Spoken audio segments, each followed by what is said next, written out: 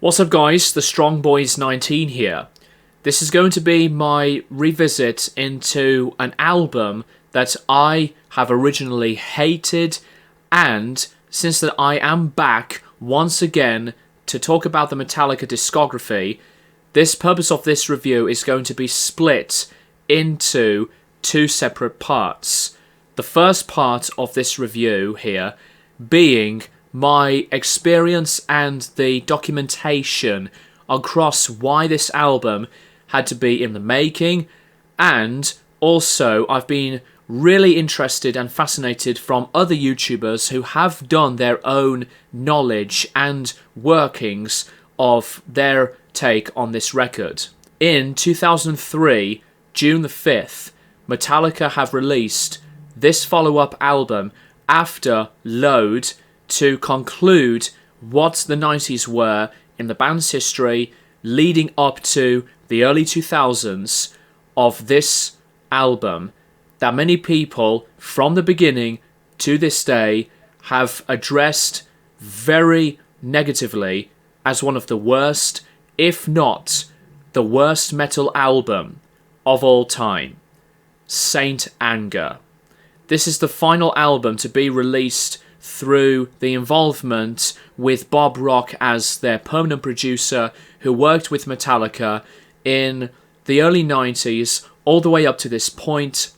So Bob Rock has been a really big figure into the stylistic sounds and the workaholic ethic on being with Metallica, and this is another album to be involved the record label Elektra Records. After the 90s ended in Metallica's history with the released single of I Disappear in promotion for the Mission Impossible 2 movie, and as well as a live album with Metallica while Jason Newsted was still in the band, they've made a live record with the San Francisco Orchestra entitled S&M. Then, after that peak of Metallica going into the attention with more of the commercialism and the overall success, besides the change of the look of themselves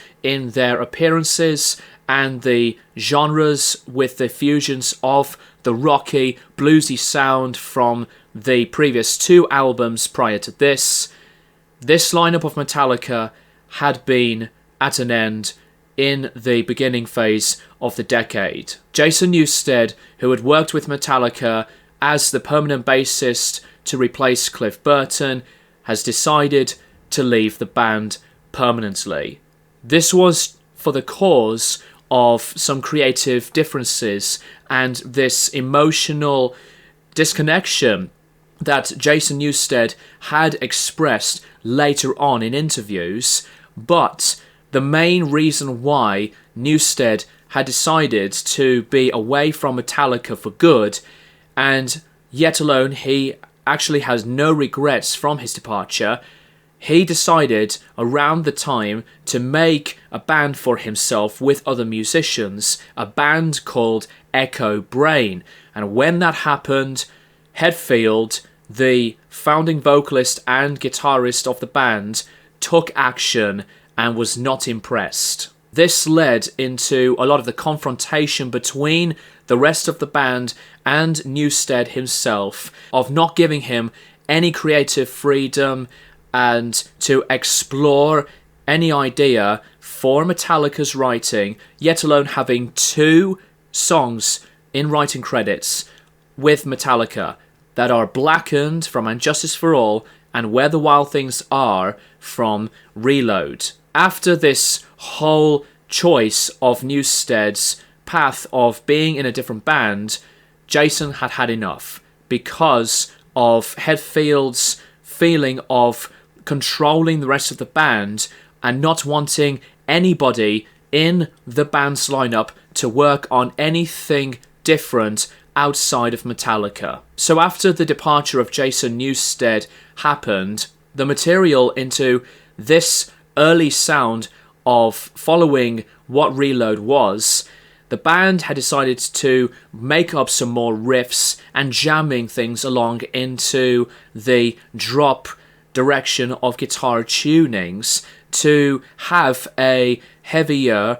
but a very interesting product of sounds. But unfortunately, throughout this early process, the tensions have been rising between the two founding members, Hetfield and Ulrich, making huge arguments and making the whole relationship as a whole between the pair of them seriously break down. It was so bad to the point that not only Newsted had departed from Metallica for his own reasonings, but with the fighting and the confrontations between James and Lars, it was also the rough time when Hetfield went into rehabilitation to recover from his addictions to sex and alcohol. Not only these things did happen, later on, drummer Lars Ulrich has decided to sue a company named Napster, who have owned Metallica's songs, but for free as MP3 files.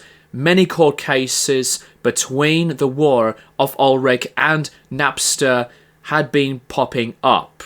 To the credit of Metallica defending their protection of their music, since they have been owned to Elektra Records for a long time, the lawsuit between Napster and Ulrich had caused a lot of trouble.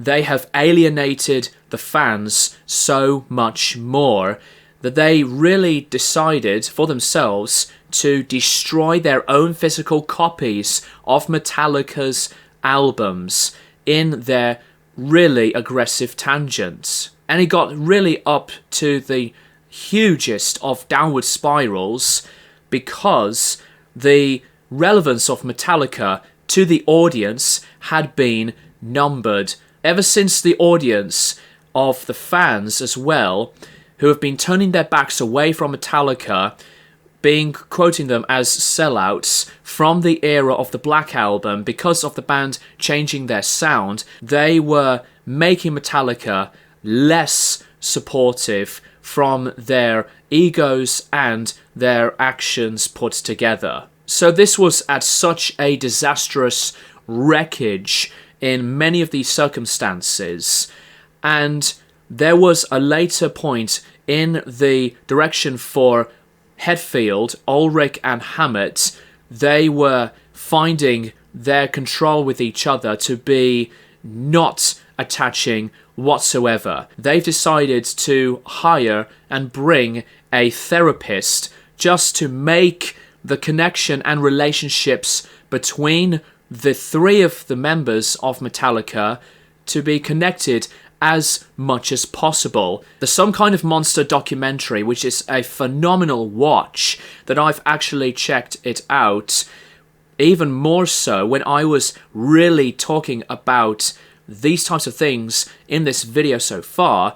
There's a lot more into the story, but if you have not dived yourselves into the Some Kind of Monster documentary, I do recommend it. Now, when it comes to the purpose of making this record, this album is nothing like what Metallica has done before, just like what they have done with the Black Album being anti-thrash metal, but with this album it is the polar opposite. But when I have been thinking about the identity that is the record of Saint Anger, I feel the more I was getting into the whole choice and the overall admiration of wanting to make this album, this is a record with the difficult emotions and the aggressive behaviors and ongoing stress. They have casted these things out into music. And yet alone, still, the audience of Metallica's fanbase to the critics have still destroyed the overall ending product of what Saint Anger has become. The general public is, in my honest opinion, the biggest target why they would hate Saint Anger. And yes, it is all down to the overall opinions. You can have the right to like and dislike anything in music, as it is very subjective. But this is an album that was never made for any fan base at all. Saint Anger was made with a brutally different purpose. This is an album that was made for the band themselves. They didn't give a shit about what anything or anybody would get in the way of making music like this to continue their huge productive presence. The album has been in the making for almost 2 years, from 2001 to 2003, and this was still a different experience in the writing process, as when you listen to Saint Anger, obviously that being a different record, but this is when Metallica have decided for themselves to experiment even further, not only into making music in a drop tuning. This is the first and only time that most of the entirety of the instrumentation goes.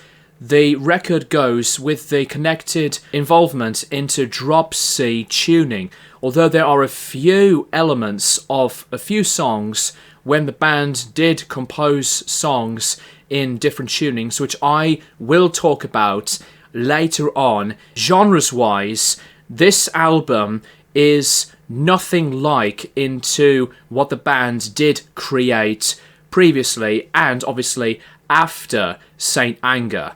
The genre to this style is more or less, as some people pointed out, as like this alternative metal sound, and I do agree. And yet alone, alternative metal as a genre in its history has been another constant main attraction, like the other metal genres that I have addressed when I have reviewed Load a few reviews ago. Alternative metal has become dominant. Bands like with System of a Down, Helmet, Deftones, etc. And the way Metallica decided to go into that nature than making anything like the heavy metal or thrashy elements, I really appreciate the overall honesty, all nothing but full of expression through the difficult environment they were going through. The production is intensely compressed. The bass, when you hear it, fleshes itself right out through the listening experience, and even into this very different approach of guitar distortion. It is almost like that it's all cranked up and as highly focused on a lot of the middle control than less of the treble. For those guitar tone fanatics out there, I just decided to point that bit out to describe its tone.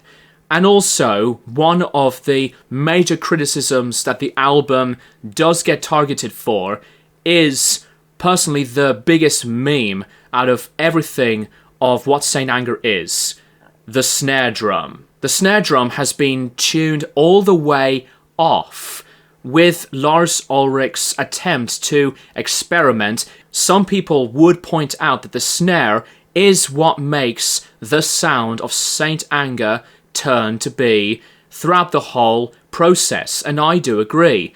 The out of tune, noisily ringing out and distracting sound of noise does grate a lot of people's ears.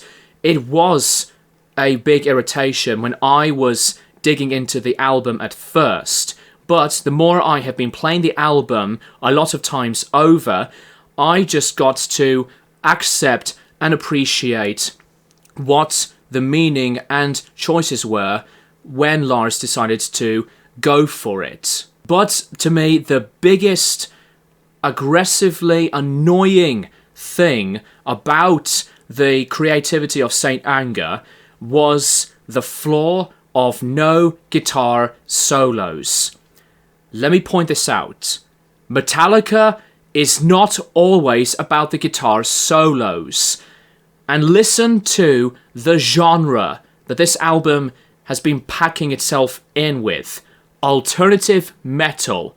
There's barely a lot of bands who are in that scene of metal music that do convey a guitar solo. Yes, we hear System of a Down doing some guitar solos on some tracks, but not as constantly. And Deftones are a very riff-oriented sounding band with experiments into studio and guitar-affected ways of technology.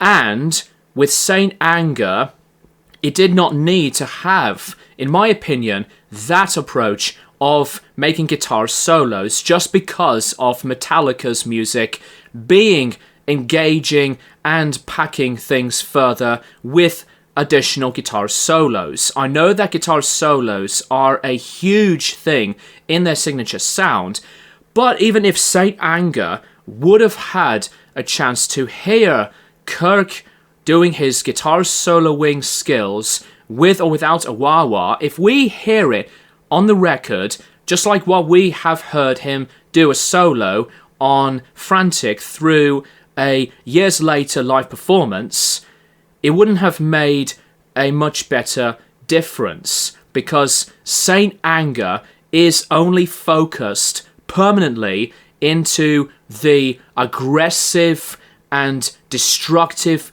tonality of the riffs. The riffs on the album speak for themselves. Let's get to the vocals.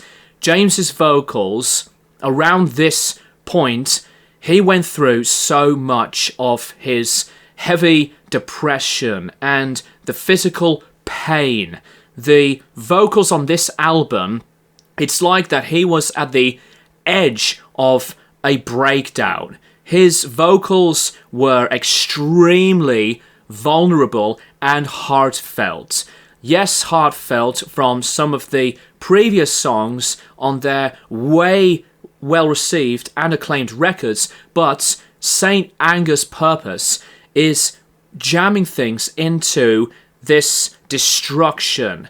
It has got to feature some of the rawest and unbearable, desperate, and really crushing yourself down feeling like the world has been on Hetfield's shoulders for a long time, ever since that he wanted to make a lot of personal lyrics from many of Metallica's material up to this point. However, this is like that everything went down to shit and he wants to enrage with this very vulnerable and raw expression. Besides, with the whole circumstances of many of the things that I've addressed into this review, behind the scenes, with the band themselves, emotionally, mentally, and physically, in my defense, Saint Anger saved Metallica. You may think otherwise, but think about that. This is one record from Metallica. They have no fucks given. They don't care about anything in their paths outside of what they wanted to make throughout this album's creativity. And if this album, or the early beginnings of the jammings, before the growing work of Saint Anger, would not be in the making, Saint Anger wouldn't be around at all. And if the relationship between Ulrich and Hetfield had been at the breaking point, the band would have been breaking everything up, close everything in Metallica's ongoing career for good. And Saint Anger is a brave documentation that, in the end, did rescue the relationship throughout this worst ever experience for the band themselves. And we are back to do the second part for the Saint Anger review. I also would point out, I didn't address earlier, that Bob Rock also did the bass guitar work in this album's creativity, and after the completion of Saint Anger, the band have hired another bassist, a bassist called Robert Trujillo, who previously worked with Suicidal Tendencies and Ozzy Osbourne, and he still remains as the band's permanent bassist up to 20 years to this point, which is phenomenal. I do love Robert Trujillo very much. But with that being said, let's go into the album track by track. Opening song, Frantic. The cacophony of the beginning sounds very instant, and I do like the higher octave type of playing after the low notes from the start of the song. The drums do make a changeable arrangement in versatility. The bass and clean guitar notes do change the music into some tension and increasing vocals from James, because he sounds like, in the verse sections, like if he's doing some spoken word parts, and then breaking his voice even further in the second chorus. I do like the bridge section on the faster playing and the chaos that's delivered so much more. The lyrics are a start into the desperation of James's alcohol addiction. Lyrics go from days that are not coming back because of the drinking and the edge of making his life dive down harder into mentality. The menace of the words spread more expression of meaningless emotions and disparity. Awesome opening sound to begin the record in this unstoppable force and dark ground of music. The title track of Saint Anger. I remember the music video to this track very well, as it has been on TV, on repeat, like with Frantic, when I was getting into metal music and Metallica as a whole. Brooding introduction and loops with the same riffs in most of the song's entirety. Lars' double bass drumming increases its aggression. The softer yet unprepared vocals were sounding frail and uncomfortable. The ongoing progression of the instrumentation remains so constantly, and it doesn't explore into any newer differences from the way the song was written, but I still think this is another favourite for me on this album. I like to hear the guitar harmony notes while the bass rumbles along into the chorus section. The lyricism of this track go into the describing of the word anger, as it can be destructive than having a rope on your neck, flushing the anger and wanting to set it free, but also having the anger in himself can be compared to love, wanting the anger to be himself and not fake, wants it in a positive way and not share it with anyone else. The next track, Some Kind of Monster. The booming guitar riffs and the drums carry the grooves to build up a pretty good performance. However, I do find the overall beginning to be way too long, and wanting the vocals to come in at an earlier moment after the thrashy drumming and same riffs over and over again. The writing process of the song did sound decent over time, but it didn't grab me like what the previous two tracks were in a successful way. The lyrics go into this mind of a Frankenstein inspiration, according to Hetfield. The experience of making the music this forced unfortunately caused a lot of frustration and ongoing annoyance. The trust of the band was completely broken and was not fixed during the ongoing process. The riffs were pretty cool, and hearing these different guitar notes and drums to add a diverse approach within the band playing together The We the People part has nothing to do with the American government or America at all. It's all into the feeling of imprisonment, and it's used as a metaphor, as it's a kind of prison of crisis on making this record. Dirty Window is one of my favourites on Saint Anger when I was getting into the record so much better. I feel the experience of this track go into the rehabilitation from Hetfield as I was listening into what the words were speaking about. The first and only song across Saint Anger to be written in drop C sharp. Entirely mad from the tempo, beat and energy. It's all over the top.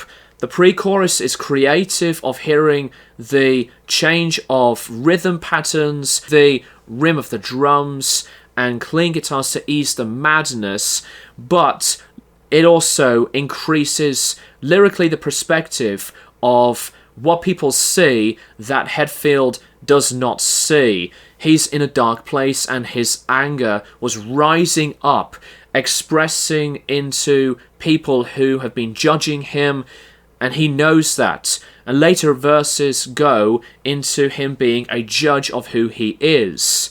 He also says claiming to be a judge to stop his drinking whenever he wants to, but the truth is at that time he couldn't. The substance of the alcoholism was taking a brutal toll of him. This is a very good, brilliant track, and a track that I do like more pretty much than what I have enjoyed mostly of Some Kind of Monster. Invisible Kid, the next track, besides the flaws that I have addressed on some of the tracks on Reload, sadly Invisible Kid to me is one of the other worst Metallica songs. It was an ongoing slump with the lowest tuning on the album also tuned down to A flat.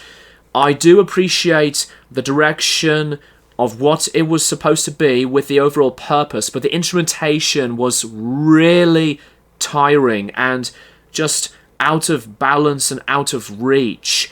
The lyrics were as really personal. It shows Hetfield's vulnerable aspects.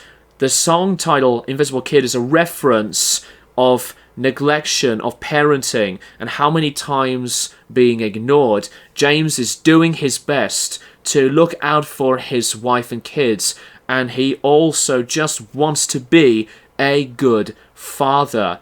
The other lyrics go into making himself be hidden from everyone, and lines of not being known by anyone but himself. He's used to being alone and relying on himself like being an introvert. Not sharing his own emotions and feelings, draining himself away and becomes more depressed, feeling the isolation. I do understand the purpose of the writing lyrically, but it's the music that does not grab with me when I was getting into this whole identity of Saint Anger. Personally, my least favourite. My World. This is an assaulting number, exploding rage, and the tempo is more like this heavy metal style, James's habits, and being his own for his life,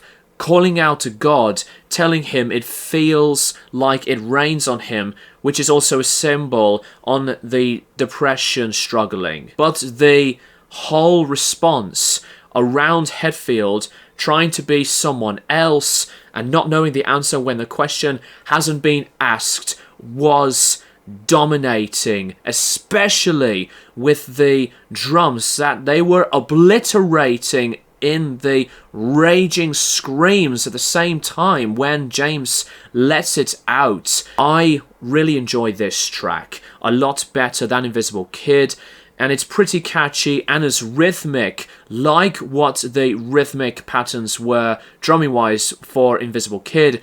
My World is directly an attacking strength of a song. Shoot Me Again.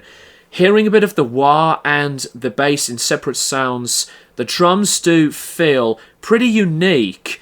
It was off to a pretty good start, the music over time just doesn't feel as one of the best ones, as I couldn't feel the attraction, never stood the test of time, never one of my favourites on Saint Anger either. And as I've pointed out Lars' drumming a few times now, but this is when he was threatening in his performance, and the guitars follow in as confidently. The lyrics go into the whole controversy, like what I said earlier about the Lars versus Napster disaster, and how much it was making such a tearing apart emotion from the band against their fan base. Sweet Amber. To me, this is the most creative material. The guitars sound awesome and punishing. The drums do make a galloping style, and the more I really enjoyed this song, the admiration of it was building up to this connection. It is crafty, fun, and wicked with the whole tonality of the band. The opening line to this track, James describes a something for something moment situation. The band faced radio stations at this time when, on promoting Saint Anger, the band had been very frustrated. They had to record audio radio promos while the album was not in completion. The band's managers told the band if they didn't do these promos, then they would not get any radio airplay.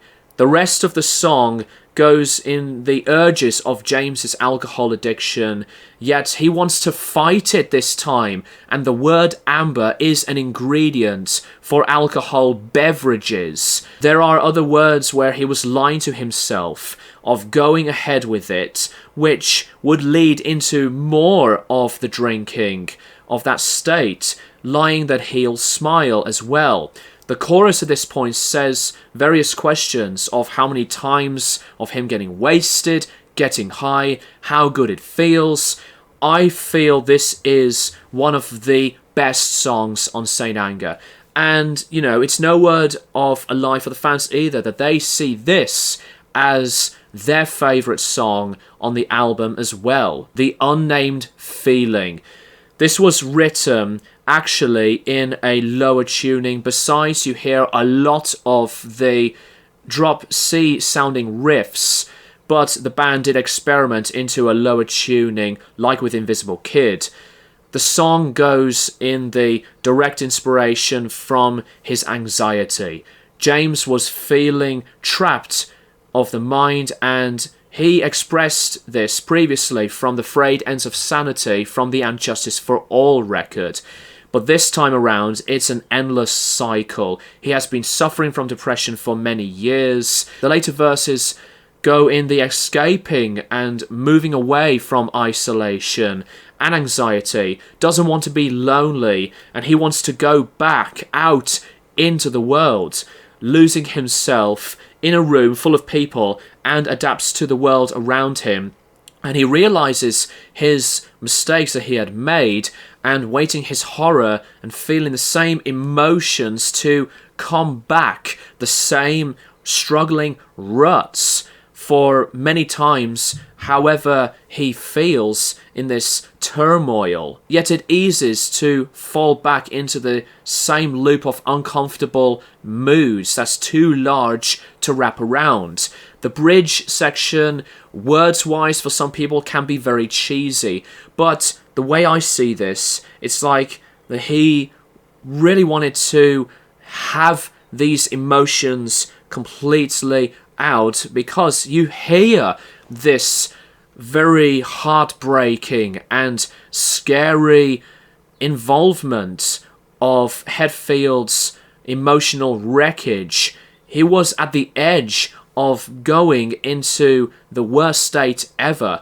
But with that being said, The Unnamed Feeling is another one of the strongest cuts across Saint Anger's own approach. Purify, the second to last track. This is absolutely the noisiest wrecking of the band's music. The chorus was agonizing to the ears for many people, but It increases its non-stop horrific sounds. It also includes the really great performance from Lars's drumming, destroying cymbals of the hi-hats and the crashes, and the guitar playing sounds vicious in its uncompromising nature. James, lyrically this time, wants to hide the past away after what he went through to start all over again. Maybe refers to what he used to do, but this time in a regretting feeling, like the bullying and mistreatment of Jason Newsted when he used to be in the band. Actions affecting him led to this point of going to rehabilitation, and the worst place for the band as well. Turpentine is also a medicine for recovering pains of the joints, nerves, and toothaches. Later on, describing himself as a skeleton after getting clean and stripped down. I actually do like Purify. I understand that people see this one as maybe the worst song on the record and one of the worst Metallica songs, like with Invisible Kid, but I always do tolerate Purify, and I do like it. The last track, All Within My Hands. This is almost 9 minutes, the longest song on the album. Out of all the songs that I've been repeating non-stop in preparation for this review, not gonna lie, All Within My Hands has been this one song when I just couldn't stop listening to this.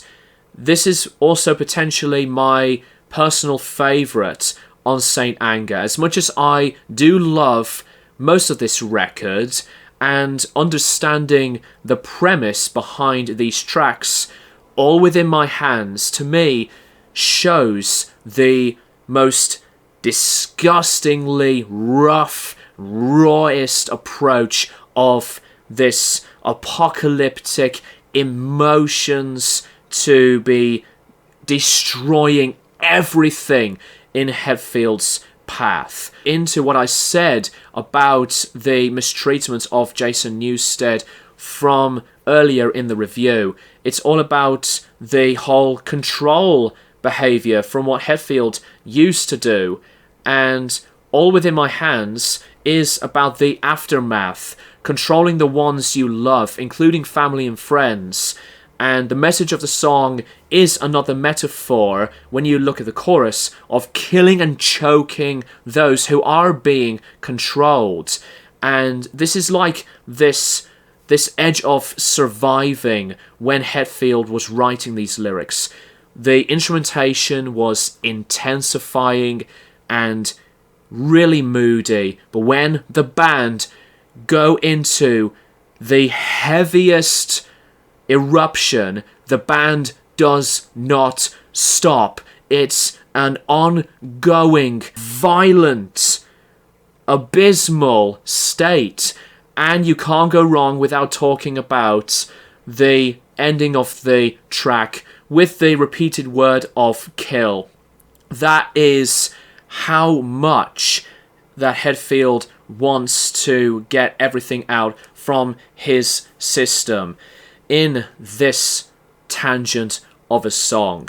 All Within My Hands is, like what I have said in a positive way from most of the tracks here, this is one of my most favourite tracks on Saint Anger. I know that this has been a meme just because of the ending, like what I said about the whole snare drum talks, but as much as I think All Within My Hands is my favourite on Saint Anger, I have no apologies of saying this. This is one of my most favourite songs in Metallica, and especially when it comes to the later direction for Metallica's own writing and ongoing career at this point. Overall, Saint Anger by Metallica is a record that has a lot to be desired, and there are fans of this album because they feel the emotional, personal attachment. that they struggle themselves through mental health and addiction and other messed up things in their lives. And if people think Saint Anger is their favourite because of that, then much love to these fans. I understandably know if people still cite this as one of the worst albums of all time, hey, at the end of the day, that is always my opinion with what I have addressed in this review. I'm going to give Saint Anger by Metallica probably the most acceptable and appropriate rating. It will be an 8 out of 10. It's not an album that I see as one of my favourite albums of all time, not one of my top favourites in this discography at all, but in my defence, this album is the most overhated, misunderstood, and overly criticised metal album. It's not just because of the album made by Metallica, but in terms of an album made by any band that has been so panned from its release to this day, this record has to be accepted and appreciated for what it really is. But like I said, you can say what you say about Saint Anger throughout the entirety with your experience. Thank you guys for watching, and I appreciate you staying with me in this very long ramble, the longest review out of all of Metallica's albums that I have reviewed in this point.